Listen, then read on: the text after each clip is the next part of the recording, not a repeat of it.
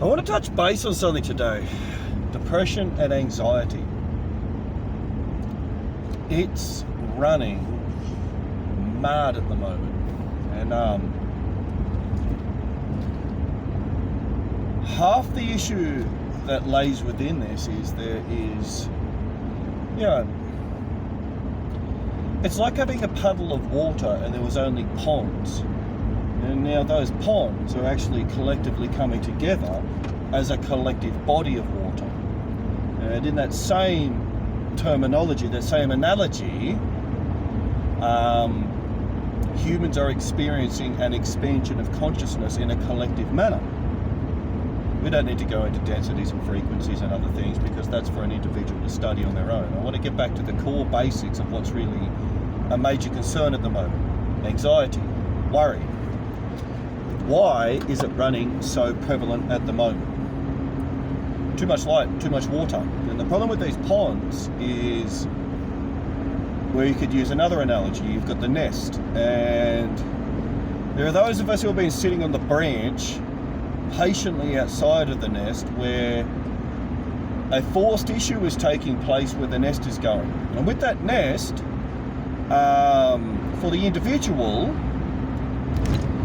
there were particular beliefs that were established to be able to feel safe and justify the reasonings for not leaving in the first place.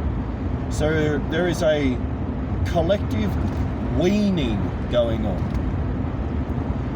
And with that weaning, where adults did not receive their sustenance, they've stayed adult children, and the sustenance that they're looking for is within the, how do we say this, taking of energy of others that have more than their share to give. But the problem is the word taking. Unless we give something free willingly and it gets taken, it's a violation of each individual's free will. So we need to get back to free will, but let's forget that for now. Let's get back to anxiety and depression and worry.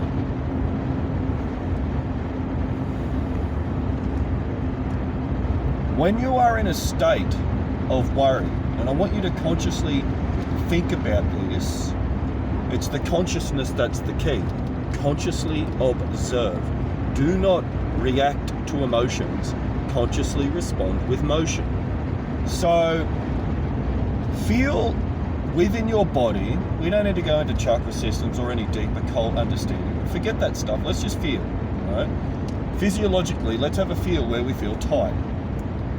Common sense will tell you that you're not feeling too well, and you may have restrictive feelings around your stomach and beneath your heart in this region just here. So half the problem that we have is a great example. You know when you press a puffer fish and it goes and it blows out?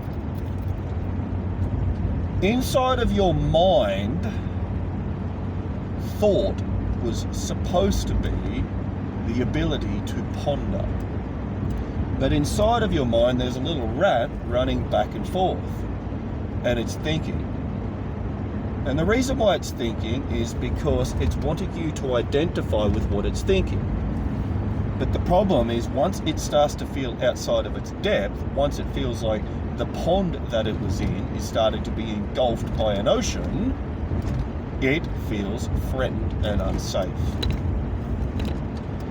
So with that threatened, unsafe feeling, a deep sense of worry, which is another word for fear, comes along. And again, there are too many C's and reasons why that worry is there specifically, but I just want to hand you a tool to contemplate, and you can come back to this again and again and again. My intention is not to act as Superman with this tool. It is to help you to understand the difference between an open hand and a closed hand. And within your own self-work, beginning to understand what closes it. Because what's closing it is opening the pufferfish. And then everyone can have a train wreck because, aggression can mean aggression, and the pity party can meet the pity party, and then it's about who's the most miserable and who can walk around judging, pointing the finger and acting the most tough and entitled. We don't need that. What we need to comprehend is, if we are a butterfly, what's closing our wings back into a cocoon. We want to spread them and keep them spread. So if you're tied here and here, a couple of things to think about. Are you feeling secure? If you are insecure, your ground roots have been pulled. So if you can imagine that you send your energy, or you send your intention of like, oh, I'm going to send a part of myself back into the earth, you are grounding. Because just like any power system, where there is positive, there is negative, there is an earth. We have to stay grounded to be able to draw our own power. When we pull our roots, we become very sensitive, because our roots become exposed to the elements. That's why we want to have our self-grounded and deeply rooted, so that, like a tree, we can receive the elements of storms and winds and whatever else gets thrown at us, but we are not wavered. So if we are feeling insecure, it may just be because we have lifted our roots out of the ground, and there may be no tangible or plausible evidence for that insecurity to be in place in the first place. So we need to ground ourselves and put dirt back over our roots and get them in deep. And if you can imagine that you've got a lovely watering can of Holy Spirit divine love, sprinkling the soil all around your roots, going in and giving them nourishment, that will allow the dirt itself to settle and firmly grab around the roots once more, so they can't be pulled. Are you feeling creative? If you have a creative restrictive block, again, you may feel insecure. Are you feeling anxious? See, anxiety, long or short of it, sits within the guts, because we want to have a look at the endocrinological system. We have a look at the adrenals, where we have fight or flight. It's animal behavior based upon fear responses. Now, courage. The ability to walk through fear anyway and just take it. And what you'll begin to recognize is that the fear that you're walking through are old belief patterns that have been lodged into your subconscious. So we have to face our fears. We have to have guts, courage. And as we become secure, creative, and have guts, we then start to recognize that our sense of self is not something that can be dictated by exterior influences. And with a healthy sense of self, as we start to ask questions, what would a self-respecting human do right now?